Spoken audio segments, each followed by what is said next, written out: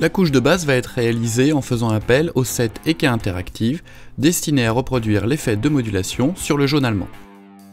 Ce set comprend 8 teintes, ainsi qu'un guide photo qui vous permettra de réaliser la modulation.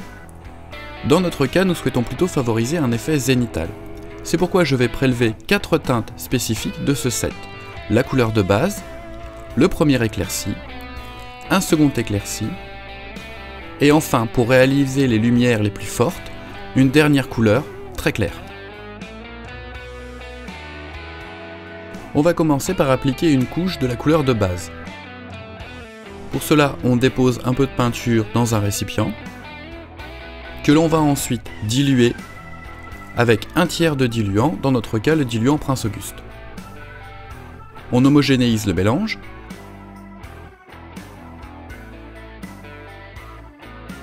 puis on va disposer cette peinture diluée dans le godet de l'aérographe.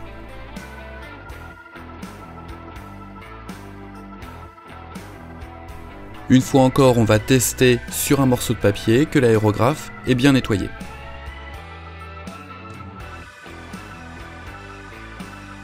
On va ensuite vaporiser cette couleur en utilisant les réglages suivants, une aiguille de 0,3 mm et une pression au compresseur de 1 bar.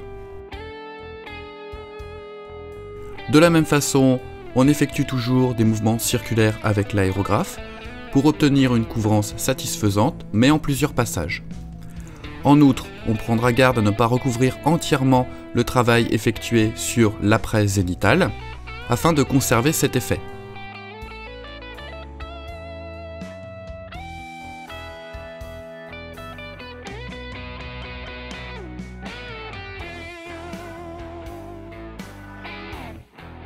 Lorsque vous aurez acquis plus de pratique, vous pourrez vous-même savoir à quel moment la couche de base est appliquée de façon satisfaisante, tout en conservant l'effet que vous avez donné sur l'après.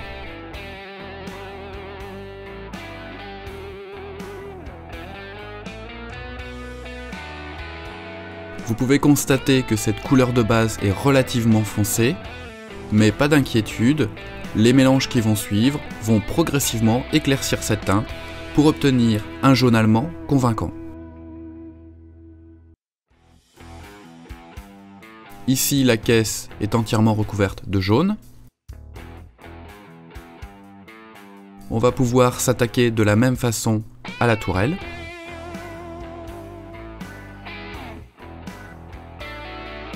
Observez comme la couvrance est obtenue progressivement après plusieurs passages de l'aérographe. On laisse sécher entre plusieurs passages et on obtient une couvrance satisfaisante. De même, on va venir traiter les galets du train de roulement.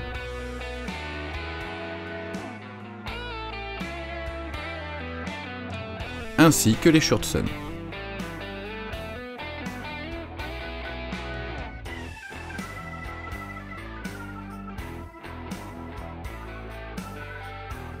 Cette couche de base a été appliquée de façon uniforme, mais on voit bien que le travail précédent transparaît toujours. On va passer au premier éclairci. Pour cela, on dispose de la peinture dans un récipient. On va diluer cette teinte, mais cette fois-ci on va ajouter autant de diluant que de peinture. Le conditionnement de ce type de produit vous permet de calculer la quantité de peinture en termes de gouttes. On homogénéise le tout. Une nouvelle fois, on vérifie que le spray est de qualité et que l'aérographe est bien nettoyé. Et on va commencer à pulvériser cette teinte sur les parties hautes du blindé, comme on l'avait fait pour le gris de la couche d'après. On tient l'aérographe perpendiculairement aux surfaces. Et pour augmenter le contraste, on va venir éclaircir certaines zones en utilisant des masques. On va ainsi créer des contrastes forts entre des plaques foncées et des hauts de plaques clairs.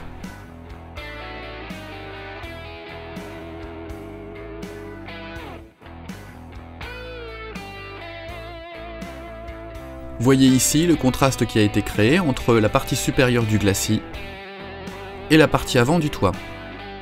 On va faire de même pour les plaques sur le toit, ainsi que sur les panneaux latéraux. On éclaircit toujours les parties hautes de cette façon.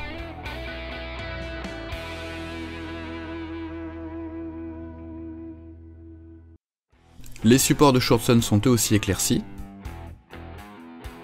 De cette façon, on va aussi traiter la partie supérieure des coffres arrière.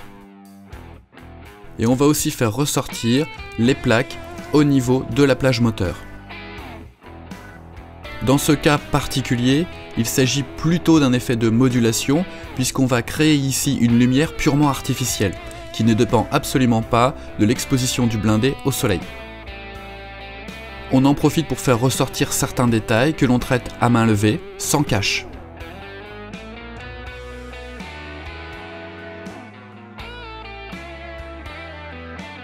On traite les parois de la tourelle de la même façon en éclaircissant la partie haute.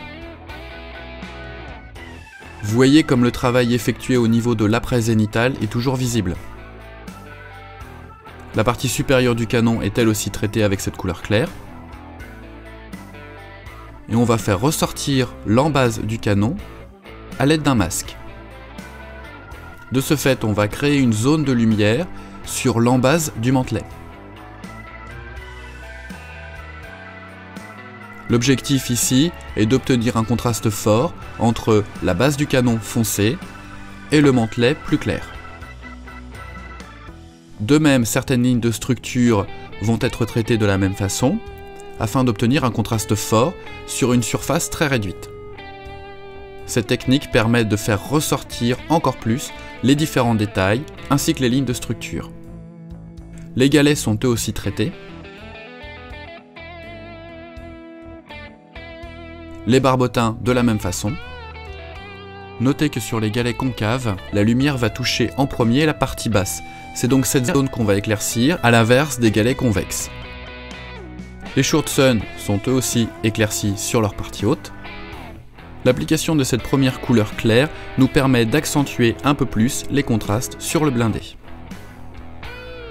On va à présent mélanger les deux teintes suivantes du set EK Interactive pour obtenir une teinte encore plus claire et l'appliquer sur les parties les plus hautes du blindé. Étant donné qu'on va travailler sur des zones beaucoup plus réduites, on va utiliser un aérographe avec une aiguille plus fine. Le mélange des deux peintures va être dilué à 2/3 de diluant et on va une nouvelle fois utiliser notre méthode des masques.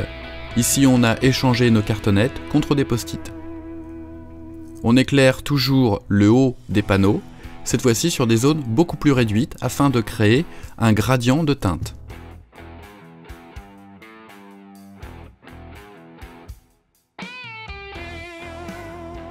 On met en valeur le porte-couvillon ainsi que le haut des coffres arrière.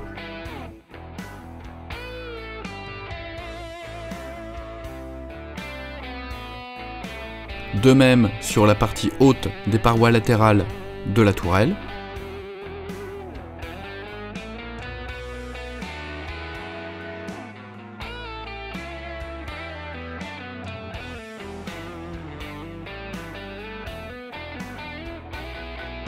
Et une nouvelle fois sur l'embase du canon au niveau du mantelet.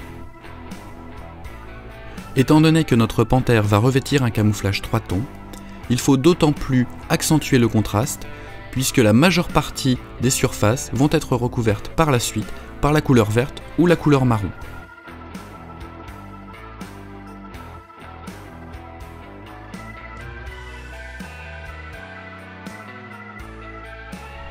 Si on veut adoucir le dégradé, on peut le faire en vaporisant cette teinte à plus forte distance et en plus petite quantité.